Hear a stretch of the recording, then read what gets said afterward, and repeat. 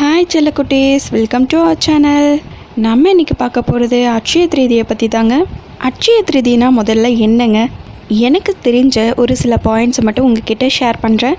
பிடிச்சிருந்தால் லைக் பண்ணுங்கள், இல்லை பிடிக்கலைன்னா உங்களுக்கு தெரிஞ்ச பாயிண்ட்ஸ் எல்லாம் எனக்கு ஷேர் பண்ணுங்கள். அட்சய பாத்திரம் பற்றி நம்ம எல்லாருக்குமே ஓரளவுக்கு தெரியுங்க. எதை போட்டாலும் அல்ல குறையாமல் வரக்கூடிய பாத்திரம் தான் அட்சய பாத்திரம். அந்த பாத்திரமானது பாஞ்சாலி கைக்கு போனனால தான் நம்ம அட்சய திருதியாக கொண்டாடுறோங்க. நல்ல பண்பு, அறிவு, செல்வம் எல்லாத்தையுமே குறையாமல் வளர்த்துக்கணுங்க. அது மட்டும் இல்லாமல் இப்போது நிறைய பேர் அட்சய திருதி அன்னைக்கு நகை வாங்கினா நகை சேரும் அப்படிங்கிற மாதிரி ஒரு மனநிலையோட முடிஞ்ச அளவுக்கு நகை வாங்க ட்ரை பண்ணுவாங்க. ஒரு சிலர்னால நகை வாங்க முடியாமல் இருக்குங்க. அப்படிப்பட்டவங்க எதுக்குமே ஃபீல் பண்ணாதீங்க. நம்மளால் நகை வாங்க முடியலையா, முடிஞ்ச அளவுக்கு 1 கிராமில் வெள்ளி வாங்குவோம். வெள்ளி மட்டும்தான் வாங்கணுமா அப்படின்னு கேட்டால் அப்படியும் கிடையாதுங்க.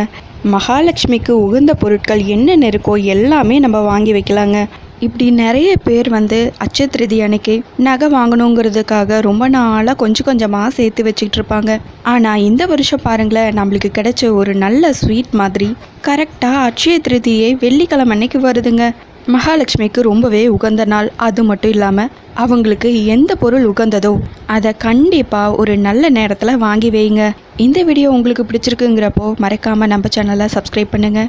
எனக்கு தெரிஞ்ச ஒரு சில பாயிண்ட்ஸை நான் உங்ககிட்ட சொல்லிட்டேன். உங்களுக்கு ஏதாவது தெரிஞ்சால் மறக்காமல் என்கிட்ட சொல்லுங்கள். என்ன மாதிரி தெரியாதவங்க யாராவது இருந்தால் கமெண்ட்ஸில் பார்த்து தெரிஞ்சுக்குவாங்க. தேங்க்ஸ் ஃபார் வாட்சிங் செல்லக்குட்டீஸ்.